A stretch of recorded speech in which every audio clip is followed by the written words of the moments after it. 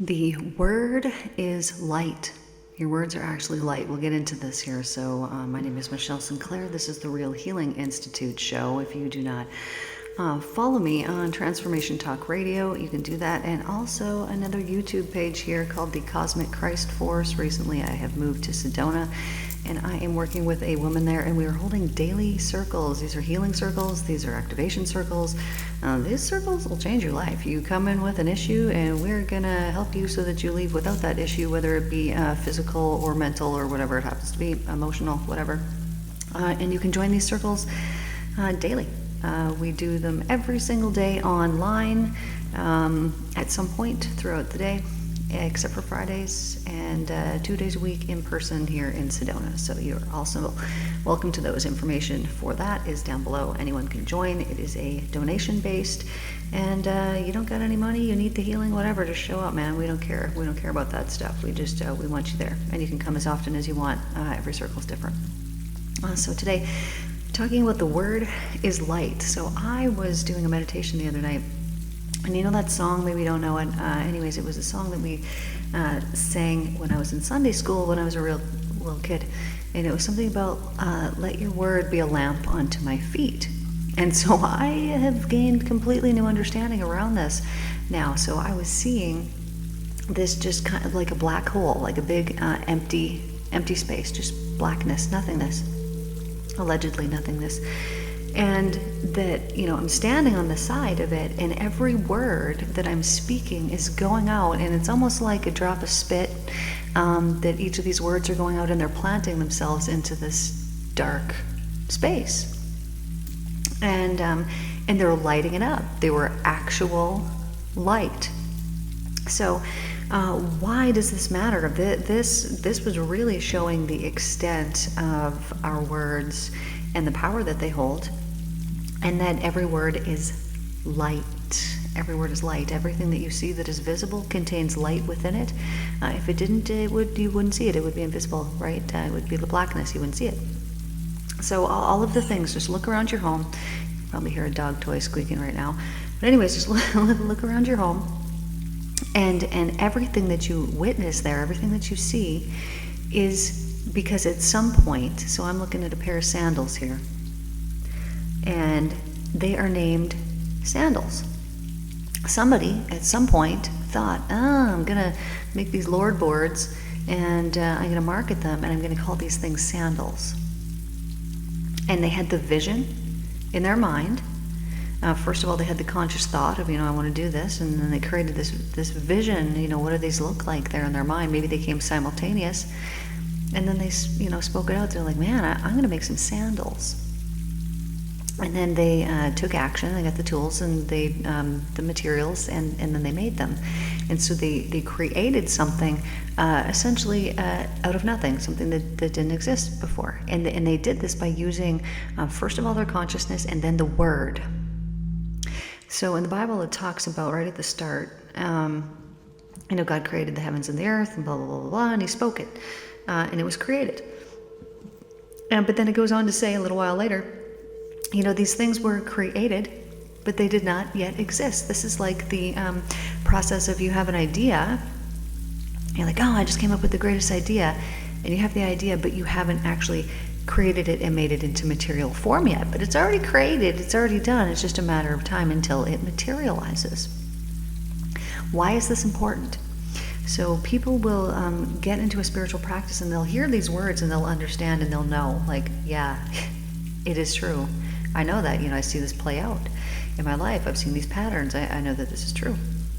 And then they perhaps expect things to happen now because, I've changed, and this is the way that it is now. But there's the lag time. There's the lag time. Between creation and fruition of that thing. And why does this matter? Because this is sometimes where people can lose faith, right? This would be like planting your seeds on rocky ground, right? It's going to burst, it's going to sprout up real quick, but then the sun is going to come, and there's not going to be enough moisture in the soil because it's growing on rocks. It's not going to be able to sustain itself, and then pretty soon it dies and withers away, right? Bursts up real quick and then gone. So I say that because I don't want you to lose heart and lose faith. If you have recently decided, oh, I'm going to shift and I'm going to be this way, you got years of karma, good and perhaps what will feel like it isn't, but it is also good, that has to come back and catch up to you. But from this moment, from the right now, from this moment, you can choose to see the good in everything. And then when you do that, it's going to take a period of time.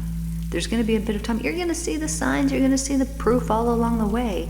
But for things to just, bam, you wake up one day and your life is completely different, this is going to take a bit of time. Because there's many beliefs that have got you to the point where you're at right now. And so there is many new beliefs that need to be instilled to get you to the point where you want to be at then.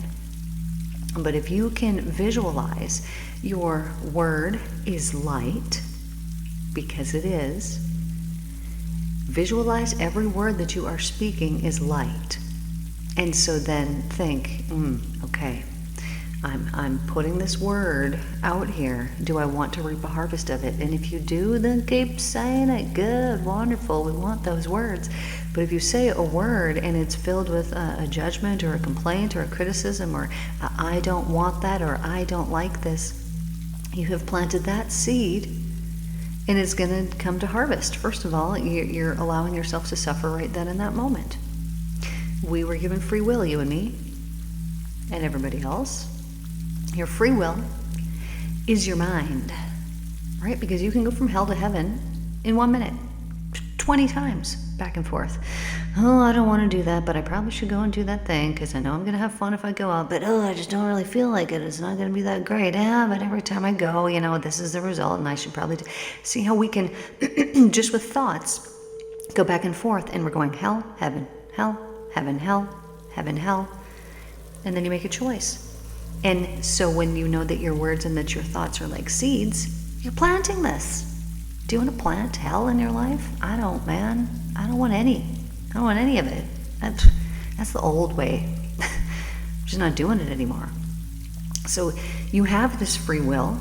Everybody's got it. This is why, it's like, oh, you have free will. You do. Because if somebody locks you up, you go to prison for however long, they can't tell you how to think. I mean, they might want to try, but they can't. You still have control of your free will, which is your thoughts, which is what plants, which is what comes to fruition.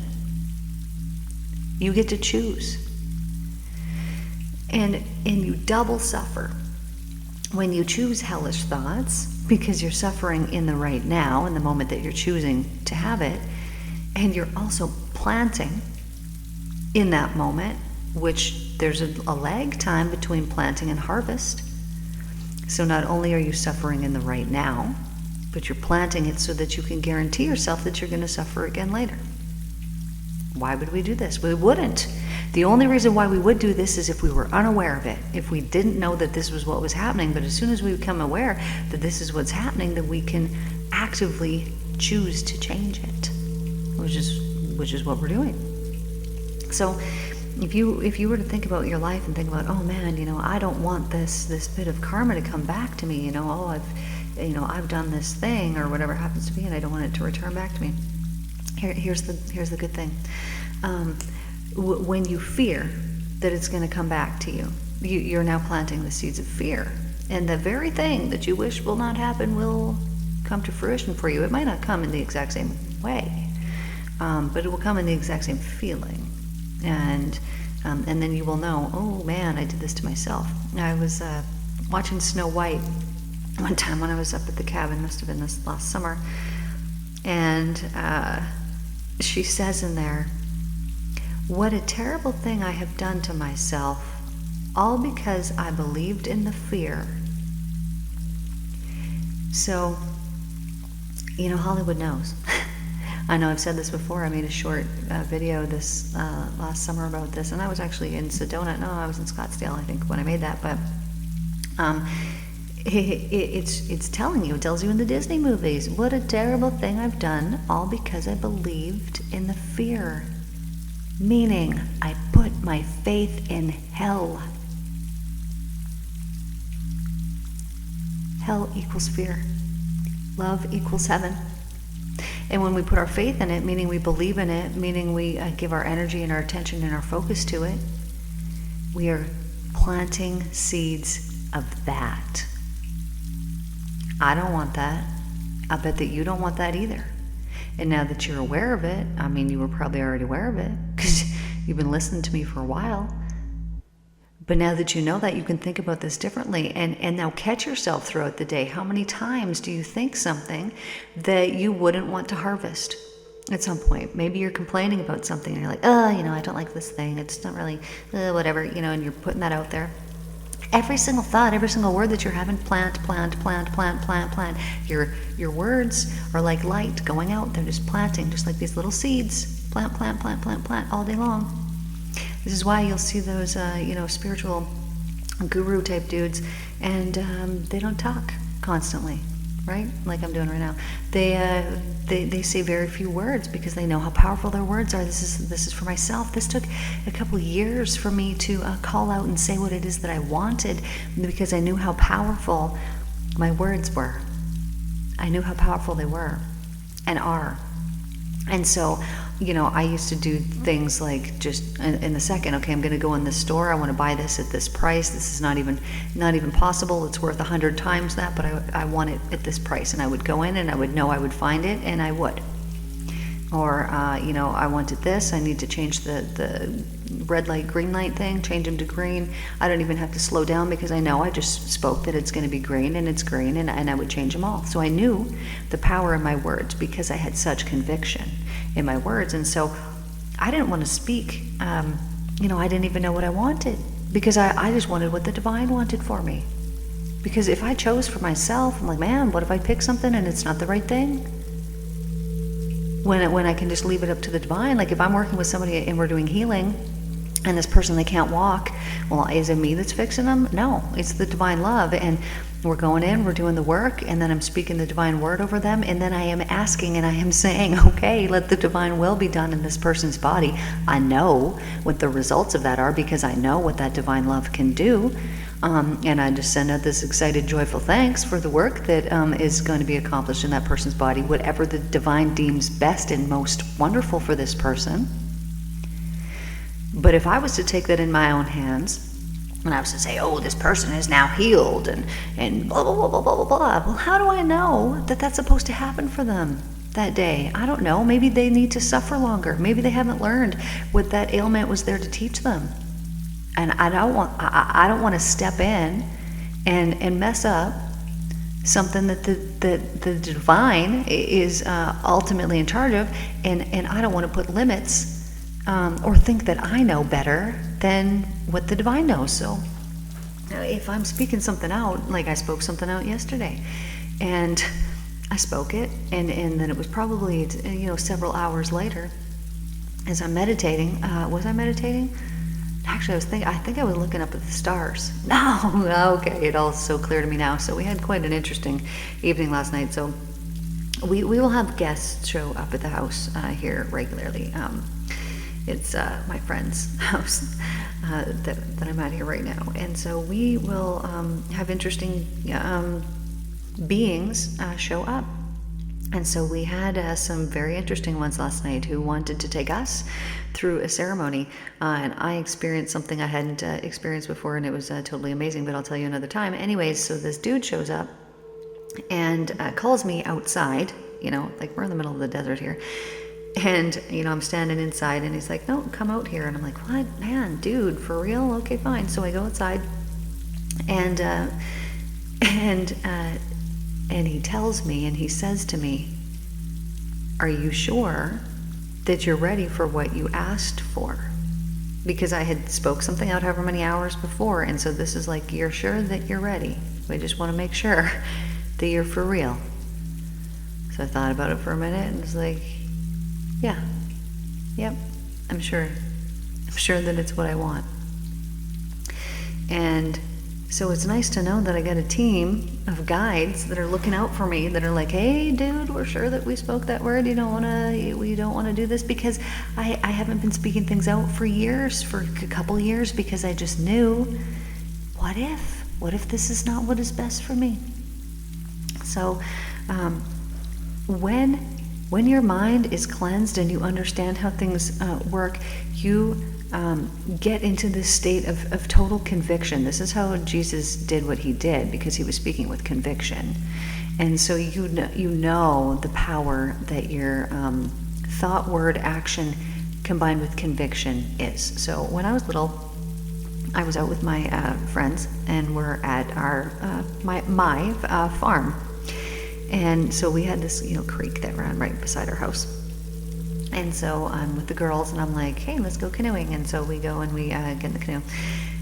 And we attempt to paddle. We're in grade 7. And we're not getting anywhere because it is insanely windy outside. Insanely windy. We're not getting anywhere. And all I wanted to do was get from where we were, which was like kind of where our gas tanks are in the yard, up to the bridge, which is not far, just kind of at the head of our yard. That's it. Didn't want to go far. And so I say to my girlfriends there, I was like, hey, let's pray to stop the wind. And I remember them looking at me like, are you knuckin' futs, man? But we all went to youth group together, and I was like, well, no, this is how it works. If we pray, and especially when we come together and we pray, it happens. Like, end of story. I was like, you pray, and then I'll pray. And so my one friend prayed, and then my next one prayed, and then I prayed, and I was like, all we want is for the wind to stop so that we can get up to the bridge. Thank you, amen. Bam! Wind gone. Done. Stopped. No wind. Completely dead still, like from the second that the amen came out. They're like, whoa. And I'm like, yeah, see, this is how it goes. I expected it. I didn't have a doubt in my mind. Why didn't I have a doubt in my mind? Because when I went to church, they had told us where, what was it, where 2 or more or 3 or more of you come together, there I am with you, and blah, blah, blah. And it was like, perfect, there's 3 of us here I'm with you, and we're praying and we're doing the thing. It was because I had faith in what I had been told. So this wasn't even completely faith in the divine love and in the way that I know it now. This was faith in what somebody had told me. But because I had such conviction and such faith in what I had been told, I believed in it fully. And so when I spoke it and expected it to happen, it happened immediately. So we're canoeing, and we get down, this took maybe a couple minutes to get down to where the bridge is, where we wanted to go. And as soon as we get up to the bridge and we're about to pull our boat over, the wind picks up again. And I'm talking like the wind was so crazy, we had to pray for it to stop. And then the wind comes back again as soon as we pulled the boat over. And so it was like, I gave you what you wanted. I'm not going to change the weather for you all day, but I gave you what you asked for. And even that was more proof of, we just got exactly what we asked for.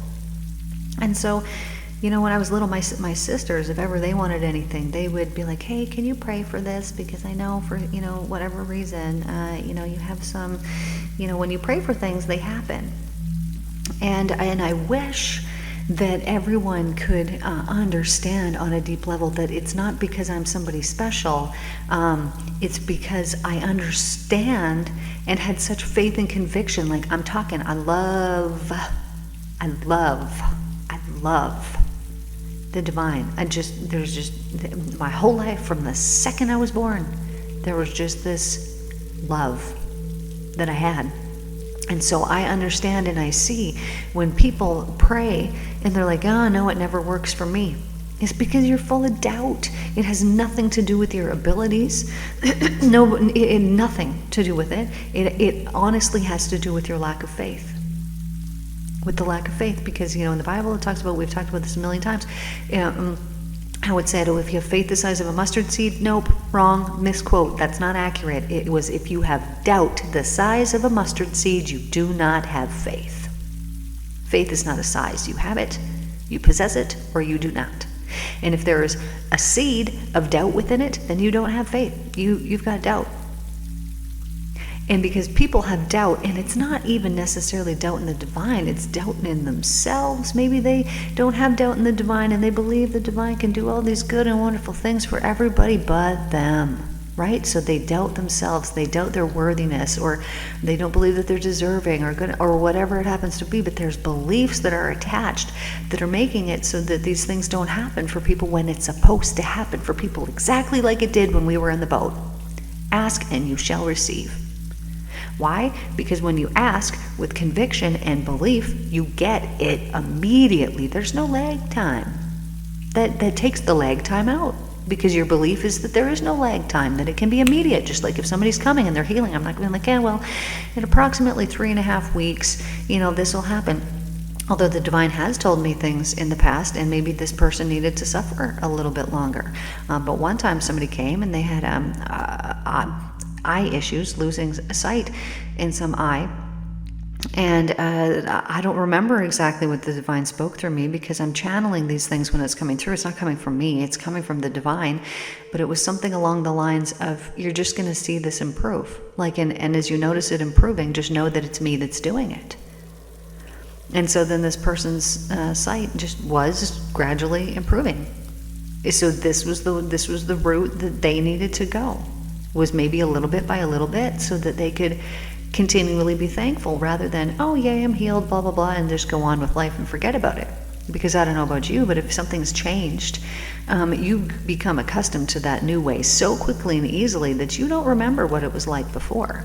People who have healed themselves from diseases or whatever, you don't take yourself and put yourself back there and really recall exactly what that was like before that healing occurred. But when it's happening, and it's happening a bit by a bit, it's keeping your constant attention. And what is it keeping your attention on? The divine love, the miracle that's unfolding, the healing that's happening. So all these things have their own process. So not everything has to be immediate, but it is possible and can be, if that is the divine's will. And if it's not, then whatever is best will happen instead. So, I gotta go, because we got a circle here this morning, and I don't have any more time here, but I love you guys. Thank you guys for tuning in, and I want you to remember here that your word is light, okay? It's actual light. And so think about what it is that you want, what seeds you want to plant, so that you can harvest them. And if it is not a seed that you don't want to plant, don't plant it.